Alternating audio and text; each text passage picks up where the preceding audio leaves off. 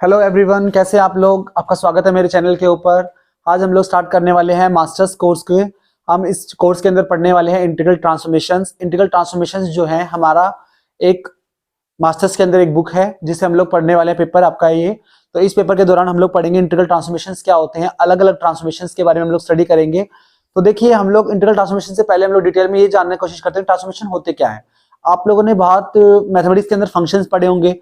Function से फिर आप लोगों ने ग्रुप थ्योरी के अंदर या फिर आपने लीनियर अलजेब्रा के अंदर पढ़े होंगे कि ऑपरेटर्स होते हैं, और ऑपरेटर्स के बाद आप लोगों ने ट्रांसफॉर्मेशंस पढ़े होंगे।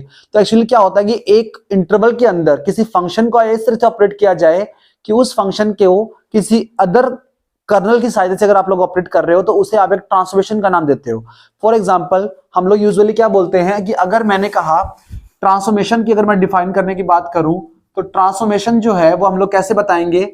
हम लोग बताते हैं इंटीग्रल ट्रांसफॉर्मेशन। अगर हम लोग बताएं इंटीग्रल ट्रांसफॉर्मेशन तो हम लोग कैसे बताएंगे। एक फंक्शन है, मान लो आपके पास एफ एक्स, कोई फंक्शन आपने कंसिडर किया एफ एक्स जो कि कंटिन्यूअस होना चाहिए।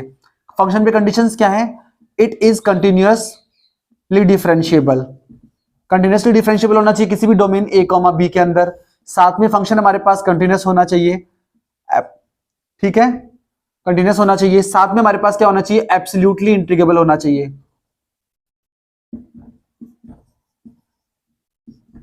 और फंक्शन हमारे पास इन कंडीशंस को अगर होल्ड करता हो तो हम लोग इस फंक्शन एफ एक्स के रिस्पेक्ट में, इस फंक्शन एफ एक्स के रिस्पेक्ट में क्या कर सकते हैं, एक इंटीग्रल ट्रांसफॉर्मेशन को, इस फंक्शन के रिस्पेक्ट में हम लोग क्या कर सकते हैं, इंटीग्रल ट्रांसफॉर्मेशन को डिफाइन कर सकते हैं। इंटीग्रल ट्रांसफॉर्मेशन कैसे होती है, मान लो मैंने कहा कि इंटीग्रल ट्रांसफॉर्मेशन है एफ एक्स जो कि इसके ऊपर काम करता है, तो हम लोग कहेंगे एक इंटीग्रल ए टू बी, साथ में एक कर्नल एक्स कॉमा हमारे पास P F of X D X. तो हम लोग कहेंगे ये जो इंटीग्रल हम लोगों ने लिखा है, this is a integral transformation of F X with respect to kernel K X P, जहां पे हम लोग कहेंगे this integral is known as integral transformation of function F X. For example, अलग अलग अगर हम लोगों ने कर्नल चेंज की और डोमेन चेंज किया तो उसके रिस्पेक्ट में हमें अलग अलग क्या मिलते हैं, इंटीग्रल ट्रांसफॉर्मेशंस मिलते हैं।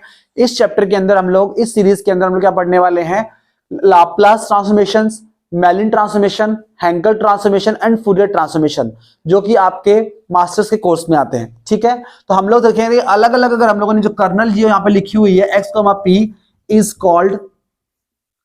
Called kernel of transformation. इसे क्या बोला जाता है, कर्नल ऑफ ट्रांसफॉर्मेशन। जहां पे हम क्या कहेंगे, अगर मैंने कर्नल को, इफ मैंने कर्नल क्या चूज कर ली, कर्नल मैंने चूज की है e की पावर, मान लो आपने चूज की a माइनस का ए एक्स, जहां पे a कोई भी हमारे पास रियल नंबर है और a नॉट इक्वल टू 0 हो, तो हम लोग कहेंगे इस कर्नल के रिस्पेक्ट में, और साथ में मैंने कहा कि x जो है वो बिलोंग कर जाए 0 टू इंफिनिटी इंटरवल के लिए। तो इस इंटरवल के रिस्पेक्ट में अगर मैंने इस ट्रांसफॉर्मेशन को डिफाइन किया एफ एक्स, तो मेरे पास क्या हो जाएगा, इसे हम लोग कहेंगे this is called 0 to infinity e की पावर माइनस का A X into F X D X. ठीक है, तो ये मेरे पास कहलाता है Laplace transformation of F X with parameter A. तो इसे हम लोग बोलते हैं लाप्लास ट्रांसफॉर्मेशन, जो कि हमारे यहाँ पे मेजरली पहला चैप्टर हम लोग स्टार्ट करेंगे इस सीरीज के दौरान। तो देखो, अलग अलग फंक्शंस के रिस्पेक्ट में जब अलग अलग आप लोगों ने कर्नल और इंटरवल चूज की तो अलग अलग फंक्शंस बनेंगे। कुछ और एग्जांपल बताते हैं हम लोग, जैसे बाकी ट्रांसफॉर्मेशंस कैसे बनने वाली हैं। तो देखिए, हम लोग बात करते हैं बाकी ट्रांसफॉर्मेशंस की।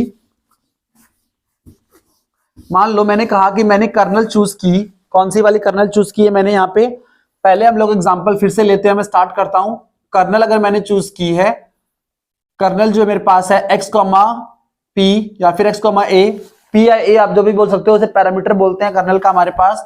अगर मैंने इसे यूज किया है माइनस का पी एक्स, और साथ में एक्स को बिलोंग कराया मैंने किसके अंदर, ओपन इंटरवल 0 टू इंफिनिटी, और फंक्शन हमारे पास क्या है, कोई भी फंक्शन हम लोगों ने ले लिया एफ एक्स, तो मैं कहूंगा इसके लिए जो ट्रांसफॉर्मेशन मैंने कही है कौन से पैरामीटर पी के लिए, ये बन जाएगी 0 टू इंफिनिटी ई की पावर माइनस का P x F of X D x. then this integral is called as Laplace transformation of function fx with parameter p। तो हम लोग कहते हैं कि इस पैरामीटर p के रिस्पेक्ट में ये क्या बन रहा है, इंटीग्रल डिफाइन करा जा रहा है, दैट इज लाप्लास ट्रांसफॉर्मेशन, इसे हम लोग बोलते हैं लाप्लास ट्रांसफॉर्मेशन। ये क्या बन गई हमारे पास, लाप्लास ट्रांसफॉर्मेशन। सिमिलरली अगर मैंने कर्नल चेंज कर दी, x, p को चेंज किया मैंने कितना, x की पावर 1 माइनस का p, क्या चेंज कर दिया मैंने, x की power p minus 1, sorry x की पावर p माइनस का 1। तो हम लोग क्या कहेंगे यहाँ पे p हमारे पास क्या होना चाहिए 1 के बराबर नहीं होना चाहिए। तो इस केस के अंदर, और साथ में मैंने x को बिलोंग करा दिया किसके अंदर, 0 से इनफाइनाइट इंटरवल के अंदर, तो हम लोग कहेंगे this is called as a Mellin transformation of F X with parameter p, और इसे डिनोट किया जाता है 0 टू इंफिनिटी x की पावर p माइनस का 1 f ऑफ x dx। तो चेंज क्या करना है, देखो इसे बोला जाता है Mellin transformation, this is called Mellin transformation, ठीक है।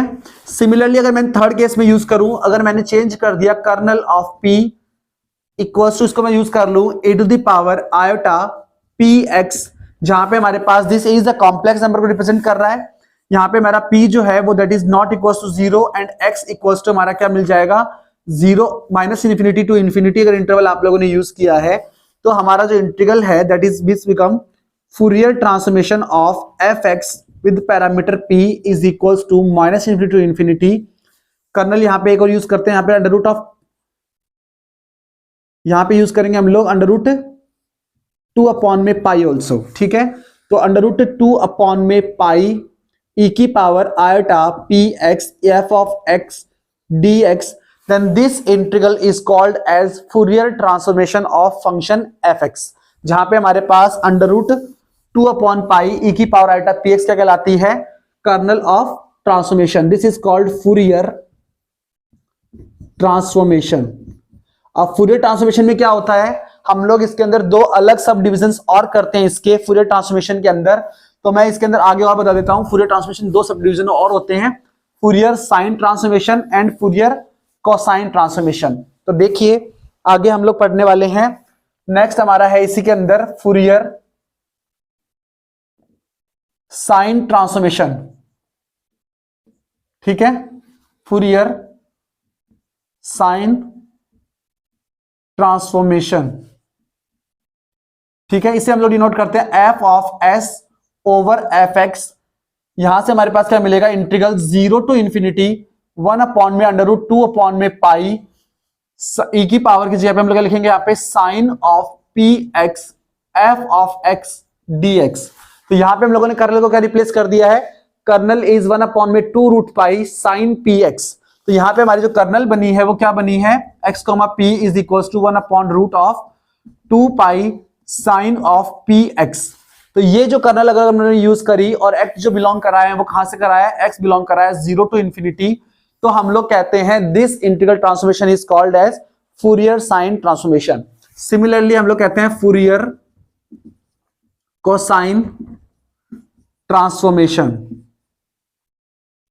इसमें हम लोग क्या करते हैं, हमारी जो कर्नल होती है उससे हम लोग रिप्लेस करते हैं 1 अपॉन में root 2 pi cos of px and x belongs to 0 to infinity. तो हम लोग कहते हैं हमारे पास जो फूरियर ट्रांसफॉर्मेशन है कोसाइन के लिए that is f of x is equals to में 1 अपॉन में root 2 pi cos of px f of x dx। This is called as Fourier transformation of function fx। तो सिमिलरली हम लोग क्या करते हैं, इनको अलग अलग तरीके से डिफाइन कर सकते हैं। तो देखिए छोटी सी चीज है, इंपॉर्टेंट क्या है यहाँ पे, हमें सिर्फ कर्नल बदलनी है और डोमेन बदलनी है x की। जैसे जैसे कर्नल अलग अलग बदलती जाती है, डोमेन अलग अलग बदलती जाती है, तो हमारा ट्रांसफॉर्मेशन बदल जाता है। तो इंपॉर्टेंट क्या है हमारे पास, यहाँ पे फंक्शन हमें अपने मर्जी से चूज करना है, fx जो कि रियल या फिर कॉम्प्लेक्स वैल्यूड फंक्शन हो सकता है, जो कंटिन्यूस होना जरूरी है, यूनिफॉर्मली हमारे पास कंटिन्यूस होना चाहिए, डिफरेंशिएबल होना चाहिए कंटिन्यूअसली, और साथ में वो क्या होना चाहिए, एब्सोल्युटली कन्वर्जेंट इंटीग्रल होना चाहिए। मतलब जो भी हम लोग इंटीग्रल्स यहाँ पे ऑपरेट कर रहे हैं, ये इंटीग्रल या फिर ये इंटीग्रल, ऐसे प्रीवियस वाले इंटीग्रल्स, वो सभी की वैल्यू क्या होनी चाहिए, एब्सोल्युटली कन्वर्ज करनी चाहिए। तो वो फंक्शन हमारे पास fx क्या है, इंटीग्रेबल भी होना चाहिए। इस तरीके से हम लोग क्या करते हैं, किसी भी फंक्शन के रिस्पेक्ट में ट्रांसफॉर्मेशंस को डिफाइन कर सकते हैं। तो आने वाले नेक्स्ट लेक्चर के अंदर हम लोग क्या पढ़ेंगे, लाप्लास ट्रांसफॉर्मेशन क्या होता है और लाप्लास ट्रांसफॉर्मेशन की प्रॉपर्टीज और उसके बेसिस पे कुछ examples. Thank you so much.